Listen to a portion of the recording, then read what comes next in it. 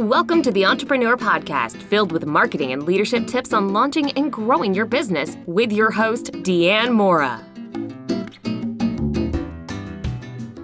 Today on the podcast, I'm pleased to welcome entrepreneur Peter Schroeder. Peter has had an impressive and varied career. He's a DJ with over 20 platinum records, 40 gold records, and a triple nomination for the Danish DJ Awards. He's played in front of audiences as large as 180,000 people. On top of that, Peter has over 20 years of working in leading-edge technologies for companies like Facebook, Samsung, and Airbnb. He's now the founder of communications company Talzio, developing technologies that help streamline our work. Peter, welcome to the podcast. Thank you so much for having me. Peter, let's rewind to the start of your career. What inspired you to pursue becoming a DJ? I actually remember the exact moment when that happened. I think it might have been third grade. I was not more than maybe 9 years old. Yeah, exactly. And I saw like at one of these little school dances, like a DJ, what do you call it? The mobile setup kind of thing. And I just saw like this guy putting on songs and making people happy. Like that was just like, it was just, I don't know, that something clicked to me that you can just play good music and people will be happy. And that just really resonated with me. And I started playing for my friends' birthday parties with 2 ghetto blasters and some cassette tapes. And from there on, it kind of just Wait, how old were you when you started DJing your friends' parties? That was probably around that time too, like 9, 10 years old. Yeah. And then what happened? How did it turn into a career for you? Eventually, I started, getting actual club gigs when I was, I want to say maybe 17, 18 years old. I had my first at a bar, local small pub somewhere. And from there on, it was really just baby steps. It was, one club led to the other and I was, bigger and bigger. And eventually I started making music as well, had a band and that kind of accelerated the whole thing. I started getting bigger gigs because of that. Wonderful. What do you think is, music, it's so pervasive across cultures, even though obviously there's so many different genres, but what do you think it is about music that connects us the way that it does? That's a good question, right? I think that's one of those things that people have been wondering forever because it's hard to define and it's weird that it's so deeply engraved in us. I just had twin babies 2 years ago or 20 months or so and seeing them, thank you, seeing them rocking out to music when they're just half a year old and that, starting to dance and move around to it. It's not something we learn. It's so deep in us. So I think it's just one of those things that like people have say, you have these different needs, food and sex and these different things that are, deeply engraved. I think music is one of them. I have only met one person in my life that doesn't like music in general. Just that was wild to me, but yeah. Maybe we should go back to Maslow and just have him like redo the hierarchy of needs and we gotta throw music in there somewhere. I think we have to. I think it's really, honestly, it's one of those things that are just so deep in us that it's rhythm and it's, your heart is a rhythm. So I think it has something to do with that. That's interesting too, because you think, kids that may be struggling in school and they have trouble, memorizing formulas or whatever else they have to memorize for school for their history test. And yet they will know every word to all of their favorite songs. So it's not about capability. There's something, it just brings something out in us. Oh, yes, definitely. I mean, I myself didn't have a great time in school. I would say I was not bad in school. I got good grades and so on, but I found out later on in my life that I had ADD. I still have. And that's something you have to, it didn't even exist when I was a kid, right? Like that term wasn't even a thing yet. You had ADHD and that was the kids that couldn't sit still and ran up the walls backwards and all that stuff, but that's not me. And I think I was always good at, things I was interested in and music obviously being one of them. And I think that's something that we got to learn is everyone's different and music is just one of those therapy forms, if you will, that kind of resonates with most people.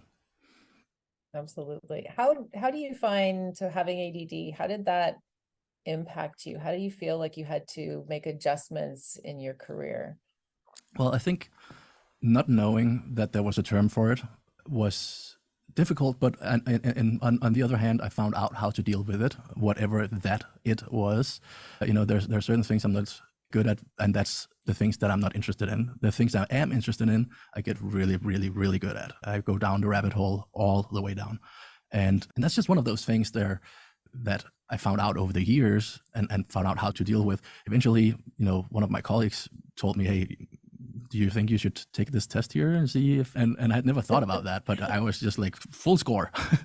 But, that was interesting. And it was actually nice to get a label on it, have a word for it and knowing that there is a term for why it is that I didn't get those tax reports done, even though it would take 20 minutes and it's now been half a year overdue and these kind of things.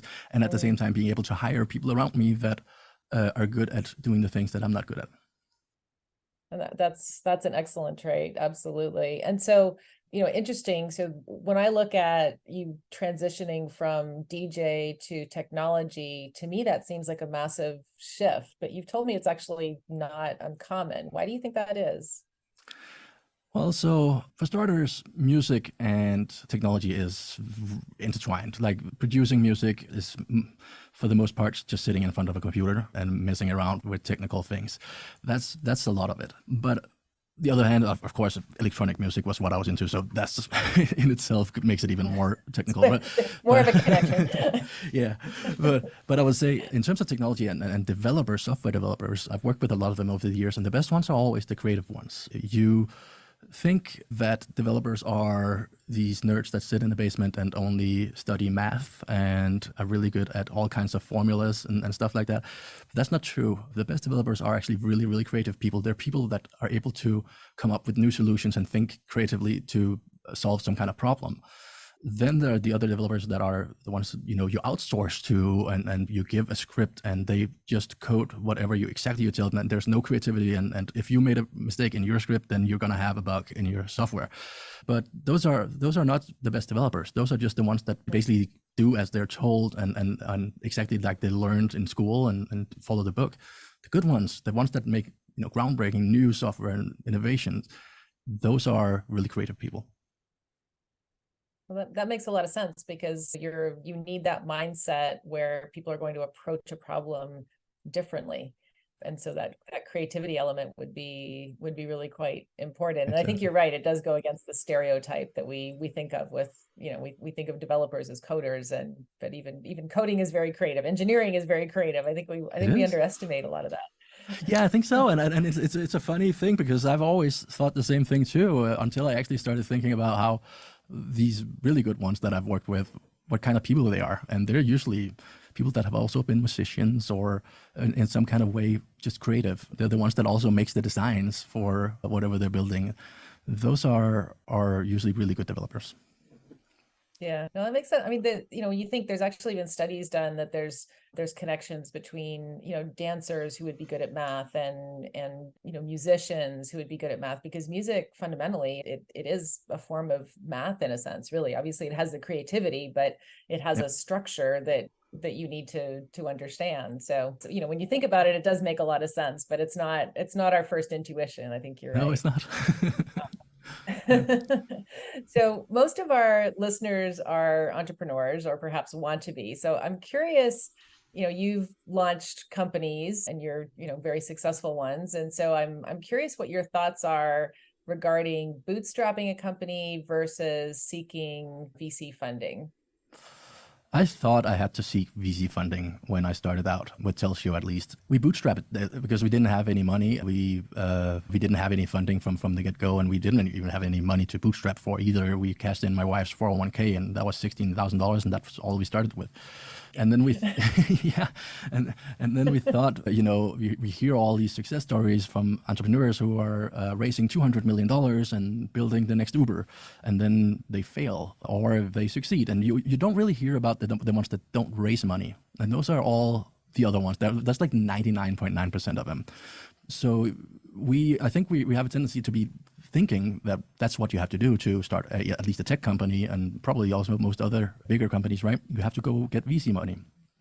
And the reality is that it's really, really hard to get.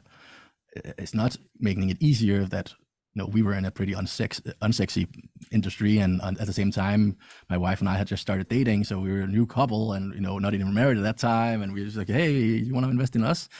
That doesn't help. But you know, on top of that, yeah, that's pretty much the recipe for a no.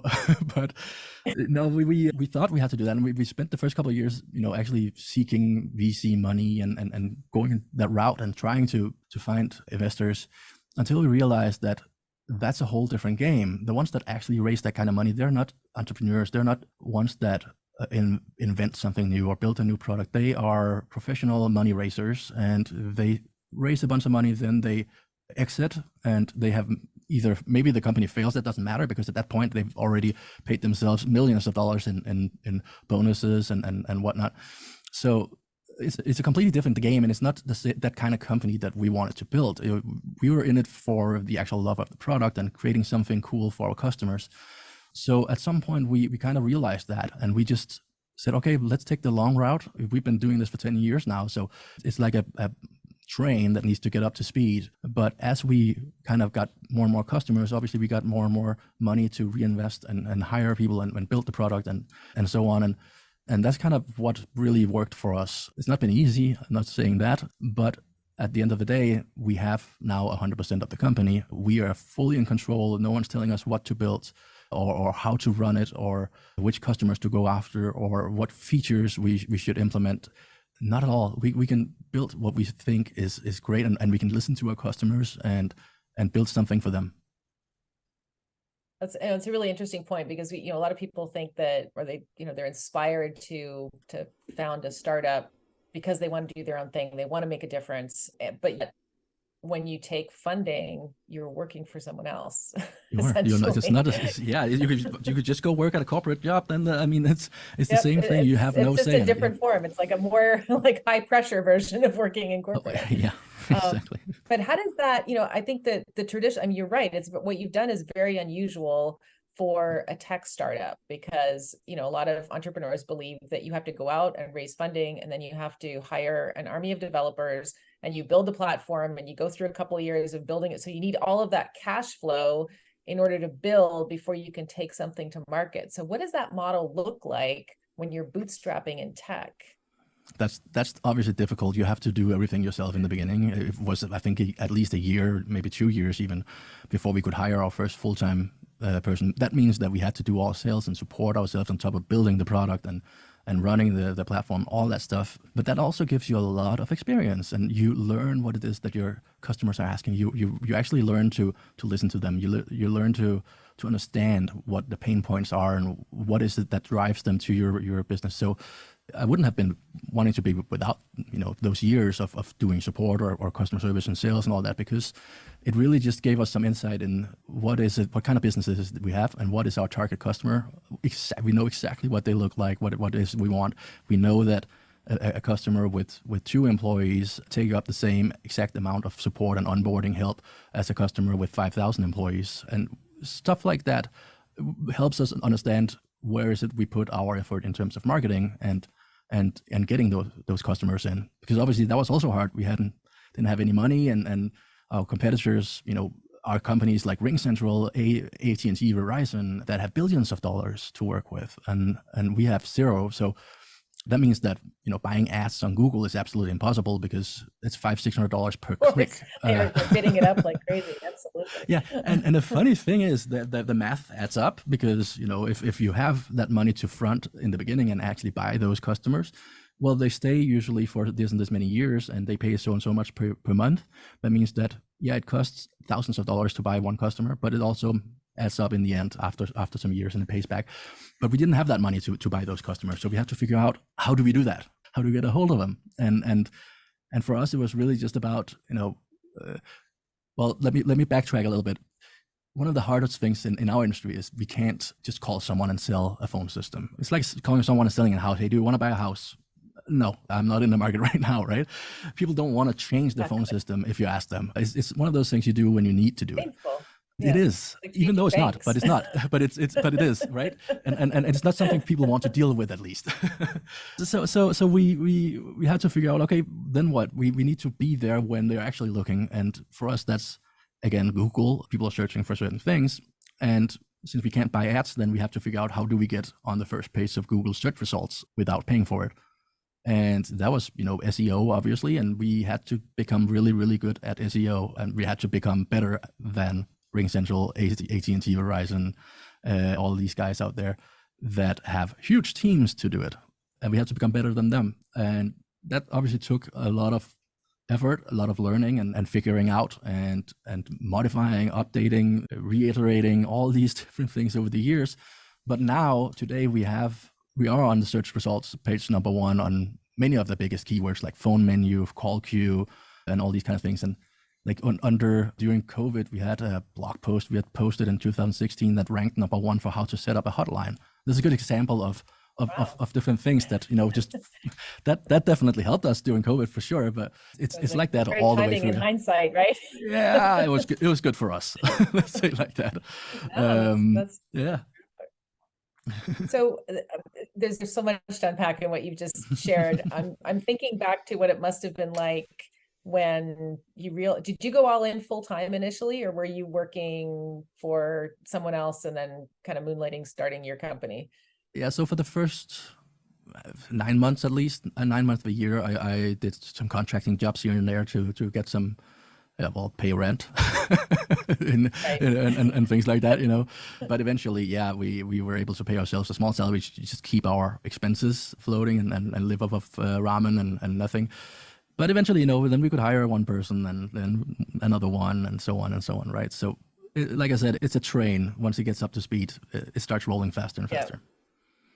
So you get this idea for a company and you're building yourself. So your technical skills have at that point expanded well beyond being a DJ, and you obviously know some coding. So you're building this platform yourself.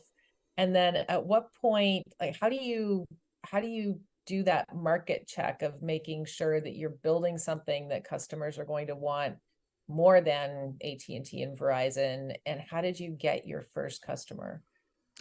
So I think in the beginning, at least, the reason why I started building it in the first place was really just because I needed it myself for another project. And there was not anything out there that was easy to set up and affordable and, easy to manage and change and stuff like that. So I was just building it for myself. And I kind of found out, oh, this is fun. So I ditched the other project I was working on and just started working on this. And all of a sudden, I hadn't played DJ gigs for a long time. And I was just like full on this. It just kind of happened without even noticing. It was so much fun. But yeah, how did we get our first customer? I think I posted when we first launched kind of just a proof of concept with very, very few features. I posted this little message on a message board somewhere saying like, hey, check this out. There's a free trial. Go check it out. And some people actually signed up for the free trial and sticked around. And I think we got our first maybe 10, 15 customers that way. Wow. And that was enough to at least, prove that it was working. And we also just started listening to those customers, and they had, suggestions for new features and things they wanted for their businesses. And the things that kind of made sense, gut feeling and all that, then those were the ones we implemented. And every time we did that, bigger customers signed up. And all of a sudden we had Facebook and Samsung and Airbnb and Lyft and those kind of customers signing up because we had the things they wanted. Amazing. That's back to, Seth Godin, a very famous marketer who says the product is your best marketing, which I really believe as well. And it sounds like you were able to really listen to the market, listen to customers, develop a product that became your best marketing, because now you have the case studies, the success stories, the referrals, the word of mouth that are so critical for business to grow, especially when you're bootstrapping. So and I would say technology. Sorry, go ahead. No, I was just going to say that we've never spent $1 on advertising to this day, and that is really just because the product sells itself. We have a lot of word of mouth, obviously, and then good SEO and a crazy conversion rate once people actually sign up and try the product. So it's always been product first. Make sure it works. Make sure it's stable. Make sure that it has the features people need and not all the other things they don't need. So it's easy. That's really just been the thing. And then, like you say, that sells itself. But once people try, it's a home run. Well, and I would imagine there's a lot of innovation required in, especially in technology, of trying to stay ahead of the market and come up with, new features and ideas. So how do you build that innovation into a company's culture? I think that's just very deep in us as the whole team. The kind of people that we have are, in general, just curious and want to try things out. So we do that a lot. We experiment, we build things that haven't been built before, and we see if it's something that might work and something people would actually want to use and stuff like that. And if it is, then we launch it as a feature or a full product. But it's really just about trying things out and not being afraid of spending time on something that doesn't lead anywhere. And because that's obviously, it's expensive when you have a company and you have to pay salaries and stuff like that. And you build something that's spent 6 months building something that doesn't go anywhere. But that's at the same time also why we've been able to be first with certain features. There are a lot of things that we have created first that all our competitors now have copied from us over the years, because that's what the customers demand now. That's what you expect of a phone system for a business, and it's just one of those things where it's I don't know if it's because we're curious of what it is, but we just kind of listen to our customers, and then certain things just kind of feels obvious. It's like you have a certain feature, and wouldn't it be nice if you could do this? Yeah, why haven't people done that before? And let's build it. So it's really been like that. Mm-hmm. No, it's like that idea generation is so critical. I remember a few years ago reading a Harvard Business Review article on Pixar, who obviously is a company that has really embraced innovation in their culture.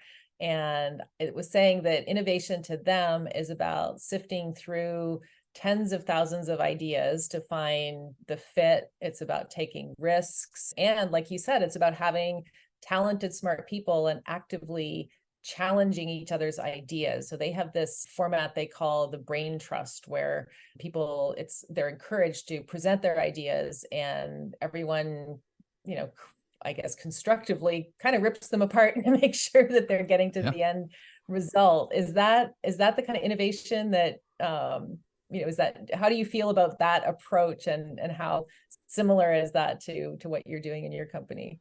I absolutely love it, and I strive for having my team do that and do it to me. And it's something that's hard to get your employees to do, especially against your boss.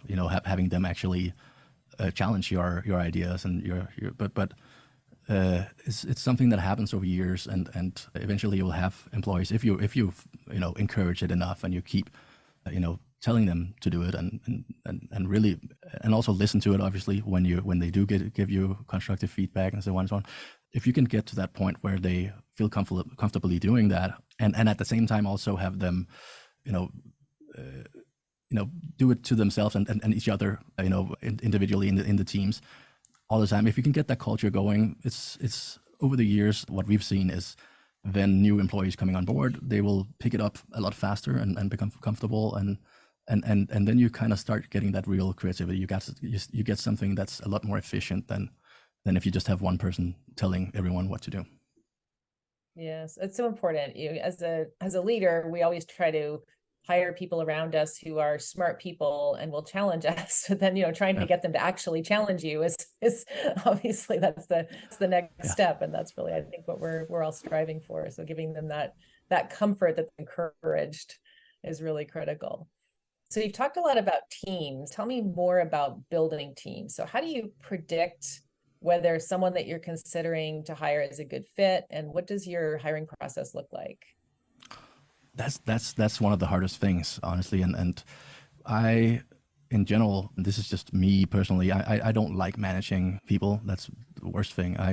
I'm not a manager. I'm a horrible manager. I hate following up and making sure people do what they do. So I purposely try to build a small team, as small as possible, and just get some really, really smart people that I pay, way above average on market, and just make sure that they stick around. But it's hard, obviously, and what you got to do, obviously, you have to, of course, do your due diligence when you hire them, and that process for us is typically something with having a bunch of screening questions that kind of weed out 90%, and then try and interview as many as you can before you get too exhausted, and try and find those good ones, and then if they don't fit, get them out the door as soon as possible. I mean, I don't know how many we've been through, but we have had quite a few that have left us after a month, or that we've had to let go after a month or two, because we can just see, well, this is not gonna work. And I think you, as a leader and a manager, you have that gut feeling pretty quickly after they're with you for the first couple of weeks. you probably know, and if you really think about it and really feel how is this going, and just listen to that gut feeling and move on as fast as possible, because all it's going to do is going to drain your cash, and it's going to drag everyone else down, and you're not going to get the stuff done that you need to get done. You're basically delaying the whole process of building whatever you're building. So I think that's one of the most important things, is really just to make sure that you fire them as fast as possible if it doesn't feel right, and find someone else, and don't be afraid of doing that. I think a lot of leaders would agree with you and probably be able to reflect back on times when they didn't act quickly enough, because it is pretty pervasive amongst senior leaders that doesn't happen. It's tough because you're, I think it's there's all of the downside of, I have to start recruiting again, and and now what is going to be the impact on the team, and am I gonna, like, now I've got somebody who's at least doing the job, and now I'm not going to have anybody, and there's just so many reasons that we tell ourselves why we shouldn't do it. But you gotta also tell yourself why it is that you need to do it, and how much better it's gonna get when you find the right person. That one's gonna stick with you for the next 5 years or 10 or how long it's gonna be, hopefully, and that's should weigh up all those downsides. Yeah, absolutely. And your company and your team deserves to have the best. Absolutely, they do. So, and it's not fair for your team either. Like when someone's not doing their job well, and it's dragging everyone down, and it's not fair for the ones that actually put everything into it and sit there and bust their asses on every single day and really want this to succeed. It's not fair for them to have someone that slacks off. It's not just for you as a boss. 100%, absolutely. So how long has Telsio been around as a company? 10 years now. Yeah. 10 years. Wow, that's impressive. You made it through some major milestones. So how have you seen your role as a leader evolve over those 10 years, or has it? Well, yeah, I mean, I would say, I think when people say leader, they tend to think manager and confuse those two, because as a manager, obviously I've evolved and I've gotten better at it, but still not great at it. So I have good managers under me that can actually manage the teams and get stuff done. But I think as a leader, that's something that's you're either born with or not. I think it's something that you have. For me, a good leader is someone who is able to take a vision, some idea, and be able to convey it to your teams and get them excited about it and get them wanting to do that and build that in their spare time. Like being so excited about it that you don't want to leave work at 5, or that you. I'm not saying that I want people who work late. That's not my point. But it's getting people so excited about it. Listening. Exactly. but yeah, no, like just have a team where they are so excited about what they are doing that they would want to do the same thing when they're not at work. And that's really about just being able to convey your vision and get people excited about that and get them to follow you. That's really the core of it. And I think that's something you're able to do. I think it's something that I've been able to do my whole life. I don't think it's something that you necessarily learn over the years. And then there are techniques and all these different things you can learn and you can go to school for. But when it really comes down to it, I think it's something that you're born with, and I don't think it's something that really develops a lot. That's interesting. So the nature versus nurture, your team nature when it comes to leadership. Yeah, I think so. Well, I think obviously there are certain things you can learn, and there are certain ways that I've also learned over the years in terms of communicating certain things, and there's a lot of very practical things and skills that you can learn when it comes to this. But when come down to whether or not you're a great leader or you're not, I think it's a skill. It's kind of like, well, maybe you're good at playing sports, or you're a good drummer, or that's what I was thinking is athleticism, right? I mean, you're either athletic or you're not athletic, and if you are athletic, then you can get great coaches. It's like you might have a skill that maybe you're musically inclined, and you can have great coaches and teachers that can help you to refine that skill. But if you're tone deaf, it's going to be a lot more difficult. Yeah, exactly. I mean, that's a very well way to put it. And I will tell you as the first, I'm not athletic. So I'm not the one that's going to get that scholarship. You're not tone deaf. Exactly.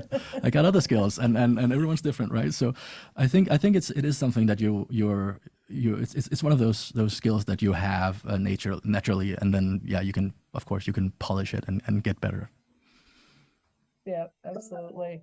So tell us a little bit more about Telsio. What are the customer problems that you're working to solve with the company? So at the core of it, we have a phone service platform or business phone service product. So if you have a business, you probably want to talk to your customers or your suppliers or whatever you want to communicate with. You need a phone number, and if you don't want to just use your cell phone, if you actually have a bigger business that where you need to have a main number or direct lines or transfer calls around or put people in a queue or answer text messages and all these kind of things, then we have a very easy to use out of the box solution for that. That scales really well with different sizes of businesses as well. But for us, it's what are we solving? Well, we're giving people an easier way to do this. That was how we started out. Now there are a lot of products similar to ours out there that have arrived over the years. We still think we have one of the best ones, but we're definitely also interested in what's coming next and where are things going, because I don't think everyone's going to be on the phone forever. We're seeing some trends at the moment over the past couple of years where things are changing a lot. And of course, there's a lot of things happening with AI as well at the moment that we're implementing. So there's a lot of fun stuff happening that keeps it interesting for us to build, and solve new problems and solve new demands that are coming around. That's exciting. So where do you see the company going? I mean, what you're referring to with AI obviously is disrupting just about every industry right now, and technology is always moving quickly regardless. So what are you doing as a company? Kind of what direction, without giving anything away, but where do you see the company going over the next few years, and what do you think the implications are for you as a leader?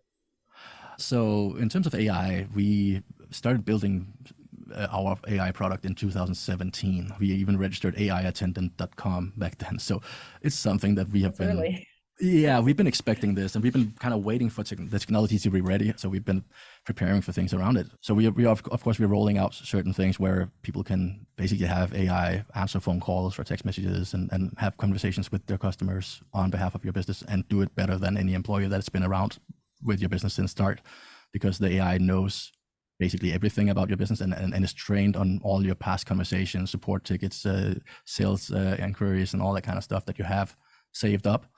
So it can answer exactly like within the tone of voice and with the knowledge that is based off of everything that happened. So that's one of the things that we're rolling out. But in terms of phone service, we're very focused on adding more channels now. So the way I see it is you need to be present now and be able to communicate with your customers where your customers want to communicate with you. It's not you telling them, well, I have a phone number and an email address anymore. You need to be able to answer your customers where in the way that they want to communicate with you. It's a preference thing that's happening. So maybe someone wants to DM you on Instagram, or they want to tweet at you, or they want to send you an email or call, or maybe they want to WhatsApp call you or FaceTime call you. All these different ways that are happening, that are emerging, you need to be available there everywhere at the same time.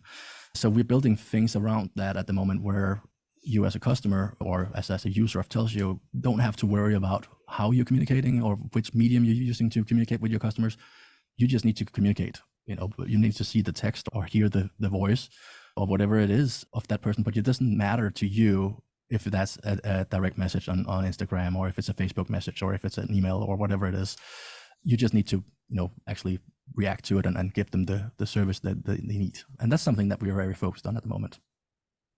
Oh, I think that's a really, really important need. And I may refer myself to you as a customer, because that's something that we struggle with, because you do need to communicate with customers using the medium they prefer.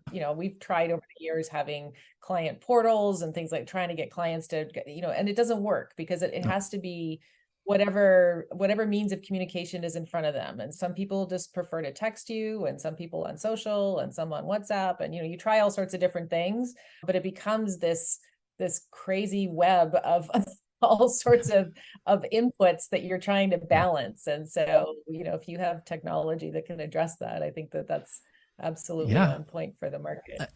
And you know what, that goes back to the whole thing about why we're doing this. It's really just because we're seeing these needs and these things emerge, and we're experiencing it ourselves and seeing, well, if that has been done this way, then that has happened differently. An example is I was buying a car a year ago, and I was at the dealership and test drove it, and I was pretty much set on the one I wanted. Went home, I took the business card off the dealer and went home to think about it. So I sent him an email the same afternoon saying, hey, what would it cost if I upgraded to the model with the bigger engine? Same car, bigger engine, seeing what the price difference is.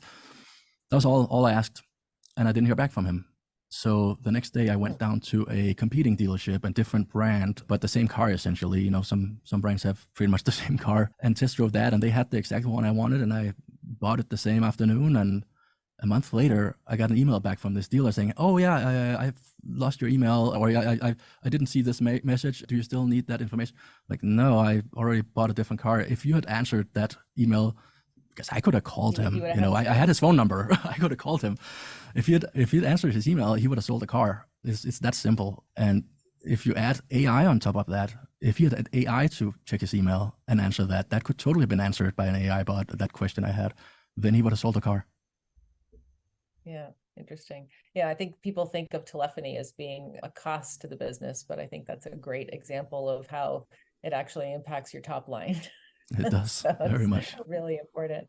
Well, Peter, this has been a really fascinating conversation. I've loved learning about kind of your history and some of your perspectives on technology and on launching a successful startup. How can people reach you if they want to connect? So directly, it's peterschroeder.com. There's email address, LinkedIn, all these different ways that people can get in touch with me. And for Telzio, it's TELZIO, C as in zebra. There's a free trial. Go click on that one. Like I said earlier, we have good conversion rate when people do that. So please do click on the trial button. Try it out. See if you like it. Wonderful. And could you spell Schroeder for people who might not have that as intuitive? It's CHROEDER. So Peter is CHROEDER.com. Wonderful. Thank you so much, Peter. I've really enjoyed our conversation. Thank you so much for having me. That was fun.